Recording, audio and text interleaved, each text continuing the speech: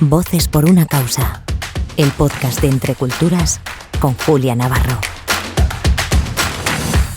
Bienvenidos a Voces por una causa, el podcast semanal de Entre Culturas en el que ponemos voz a los programas y acciones que se realizan día a día. Y para el programa de hoy contamos en el estudio con Grisel Galeano Álvarez, que viene desde Nicaragua, y con Laura Lora Ballesta.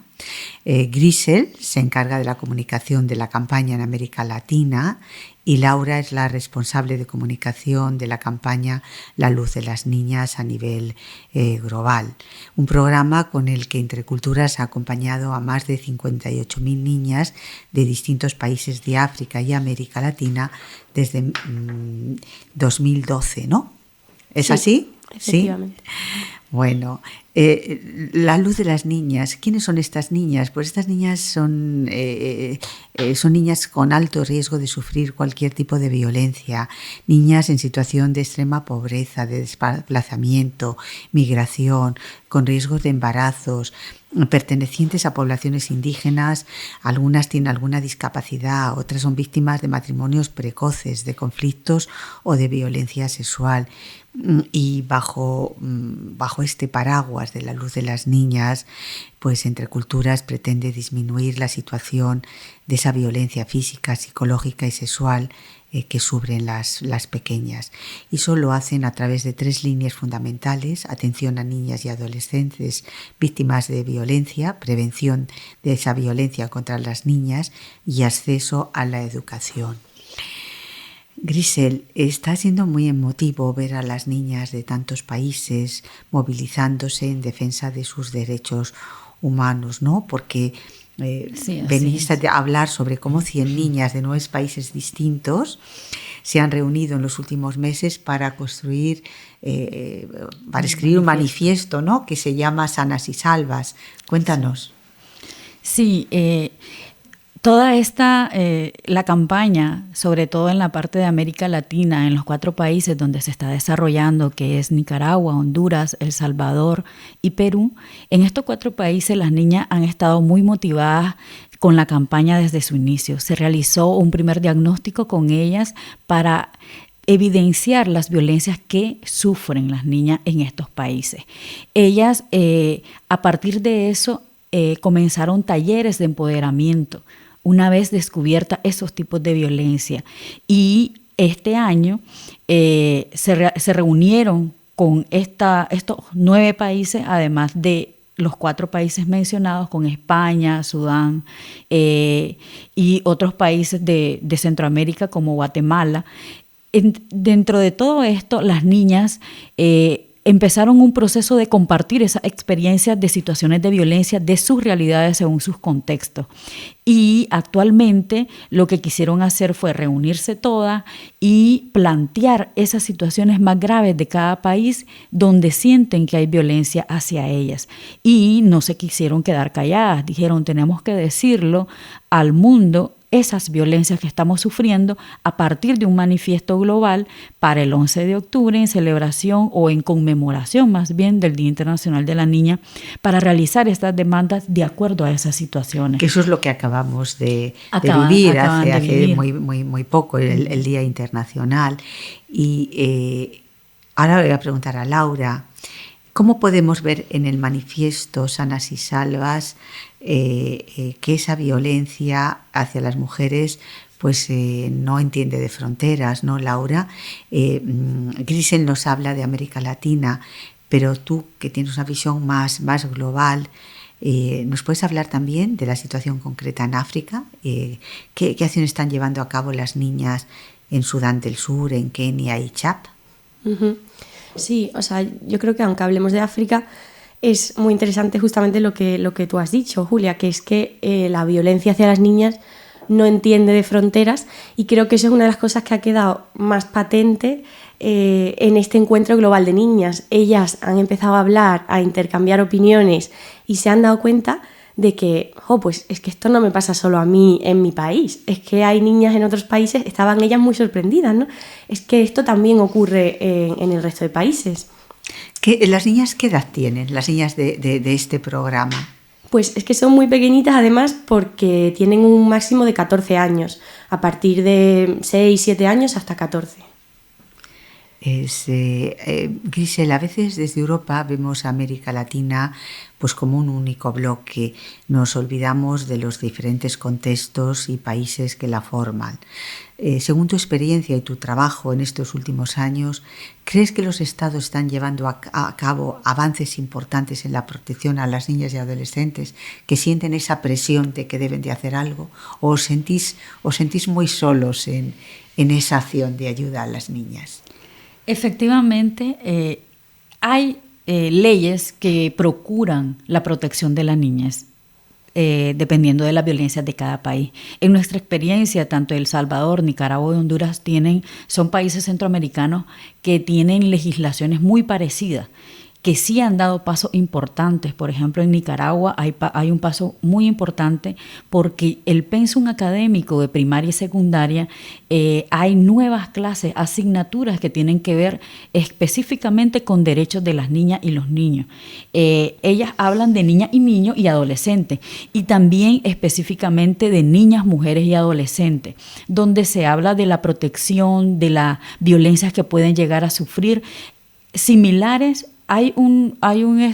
Podemos decir que hay leyes que sí protegen, pero en algunas ocasiones o en muchas ocasiones, esto es lo que demandan las niñas en este manifiesto, es que se quedan en el papel y no llegan a la práctica, a las acciones concretas cuando se trata de violencia grave hacia las niñas, como los asesinatos, violaciones, etcétera, ¿no?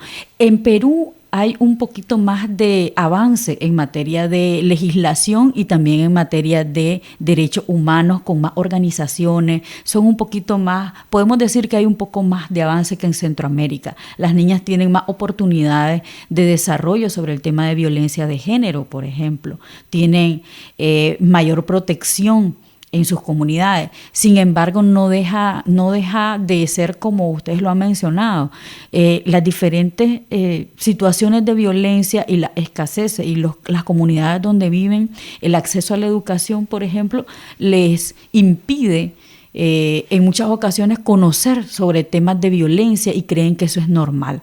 Entonces se ha normalizado en algunos casos la violencia de género porque no hay educación sobre los temas. Y esto es un paso importante en América Latina, que un país incluya dentro de su pensum académico el tema de cómo las niñas pueden conocer sobre violencia de género y prevenirla y empoderarse.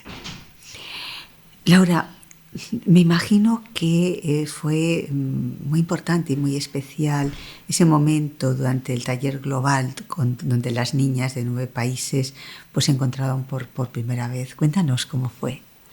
Pues la verdad es que creo que sobre todo fue emocionante, tanto para nosotras desde la campaña como para ellas. Como decía antes, creo que una de las cosas más impactantes para las niñas fue el hecho de darse cuenta que en contextos muy diferentes a los suyos también había otras niñas que estaban sufriendo las mismas situaciones de violencia que ellas.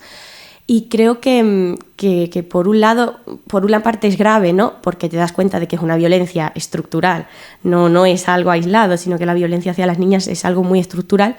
Pero por otro, creo que las niñas tenían como, se les encendió un poco como ese sentimiento de pertenencia, ¿no? A un grupo, sintieron que no estaban solas, que tienen un grupo de niñas que a nivel mundial están luchando por sus derechos, y creo que se sintieron como muy acompañadas. Ellas estaban muy emocionadas, y particularmente una de las chicas de El Salvador, una de las niñas, nos decía: estoy muy conmovida porque he escuchado el testimonio de las niñas de Sudán del Sur, que era un testimonio específico sobre violencia sexual, y quiero saber qué podemos hacer las niñas de los otros países para ayudar a niñas que están en otros países. Y yo creo que ellas, sin saberlo, ya estaban hablando de incidencia política, ¿no? Porque luego han salido a las calles con este manifiesto global que han construido y están llevando ante los gobiernos, ante las instituciones, estas peticiones que han construido ellas mismas. Así que muy emocionante. Muy emocionante. En esta reunión creo que han salido 11 exigencias de estas niñas reunidas por este programa tan absolutamente maravilloso que a mí siempre, yo creo que es uno de mis preferidos, La luz de las niñas, ¿no? Y esas exigencias han sido recogidas en ese manifiesto, ¿no, Grisel? ¿Cuáles son esas 11 exigencias? Pues son 11 peticiones. Y esto depende, como lo mencionaba Laura, según los contextos. Aunque las situaciones de violencia no tienen fronteras, y de esto lo lograron identificar las niñas, una de ellas es el acceso a la educación de calidad. Y cuando las niñas hablan de educación de calidad, hablan de específicamente tener una educación más allá de solo la infraestructura del colegio, sino de dotarlas de conocimientos sobre, por ejemplo, otra de las peticiones es sobre la salud sexual reproductiva y de la gestión de la menstruación, que es un tema muy delicado para ellas y que provocan muchos tabúes en las niñas. Y eso les puede llevar al desconocimiento de la salud sexual, a embarazos prematuros en la adolescencia, por ejemplo. Otra de las peticiones es el tema de la protección ante el trabajo infantil, porque muchas de las niñas en América Latina dejan la escuela por trabajar. Entonces es uno de los flagelos fundamentales en América Latina, que es el tema de priorizar el trabajo de las niñas ante la educación. Otra de las peticiones de las niñas era el tema de la mutilación genital, que a pesar de que no ocurre en Latinoamérica, o al menos en los países donde nosotros estamos desarrollando la campaña, sí ocurre en otros países de Europa, que las niñas se solidarizaron con esto y son parte de la campaña también. Hombre, ocurre fundamentalmente no en países de Europa, sino en África. En África, Lo que pasa es que es verdad que hay un problema, y es que en algunos países de Europa donde hay personas, familias que han emigrado de esos países, pues aquí de forma clandestina sí someten a sus hijas a esas mutilaciones o la envían a sus países de origen para que allí las mutilen, ¿no? Sí, Laura. Exacto, sí. Sí, digamos que principalmente las peticiones, ¿no?, del manifiesto recogen un poco las problemáticas de los diferentes contextos, y particularmente las niñas de los países africanos, las peticiones que más se repetían eran estas sobre mutilación genital femenina, matrimonio infantil precoz y forzado, y también sobre todo pedían un entorno seguro, libre de guerra, de conflictos, porque como sabemos también los conflictos hacen que aumente la vulnerabilidad de las niñas. Al final, cuando hay conflictos, hay guerras, las niñas y las mujeres son las que están más expuestas a violencia sexual, a todo tipo de violencia. Tienen que luchar contra el doble estigma, ¿no?, de género y además de refugio. Entonces es complicado. Bajo el paraguas de este programa maravilloso que es La luz de las niñas, ¿habrá nuevos encuentros con niñas para que ellas sigan expresando pues sus inquietudes, sus sueños también? Claro, de hecho actualmente estamos con las niñas que llevan la campaña, están muy entusiasmadas y están realizando réplicas en sus países. ¿A qué nos referimos con réplica? Ellas decidieron que todo lo que han aprendido en la campaña con el tema de la violencia de género lo están compartiendo con otras niñas de sus colegios. Entonces, por ejemplo, en Nicaragua se están haciendo talleres que ellas mismas lo dirigen, las niñas, tienen tal empoderamiento para brindarle ese conocimiento que ellas aprendieron a otras niñas. 30 niñas casi por grupo de clase.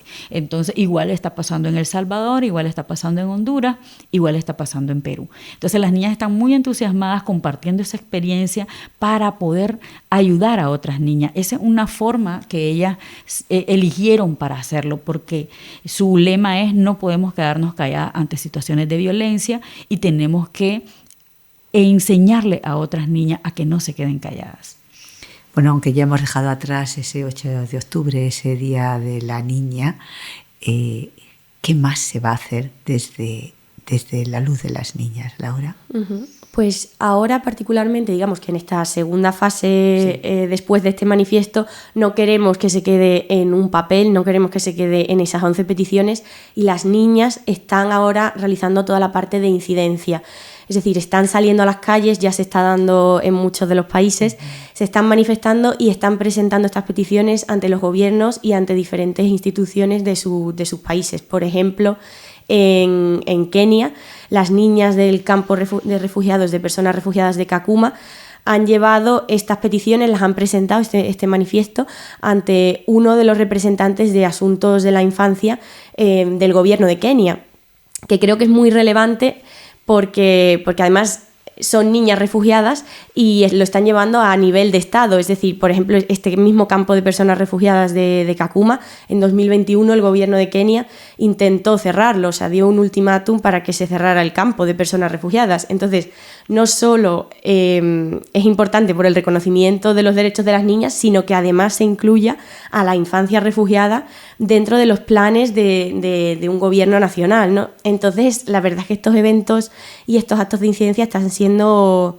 impresionantes. En Guatemala, por ejemplo, fueron como más de 100 niñas que salieron a manifestarse, con todo lo que implica además en Guatemala, a una de las plazas principales de Ciudad de Guatemala, que es muy especial porque se llama la Plaza de las Niñas y tiene cruces como homenaje a niñas que murieron, etcétera. Entonces fue muy emocionante que ellas salieran ahí a manifestarse, a leer el manifiesto. O sea, están movilizándose, se está dando una movilización a nivel mundial muy impresionante. Ojalá se haga realidad el que las niñas puedan vivir siempre sanas y salvas. Y a mí me parece que es impresionante ese paso que se está dando y que ha puesto en marcha ese programa de la luz de las niñas, ¿no? De darlas la voz, de que hayan sido ellas las que digan lo que les está pasando y lo que quieren, y que sobre todo que ya no haya marcha atrás. Pues Grisel, Laura, muchas gracias por acompañarnos en este capítulo de Voces por una Causa y por acercarnos a la realidad que viven las niñas en tantos y tantos lugares del mundo. Y gracias también a todos ustedes por escucharnos. Hasta la semana que viene. Voces por una Causa, el podcast de Entre Culturas con Julia Navarro.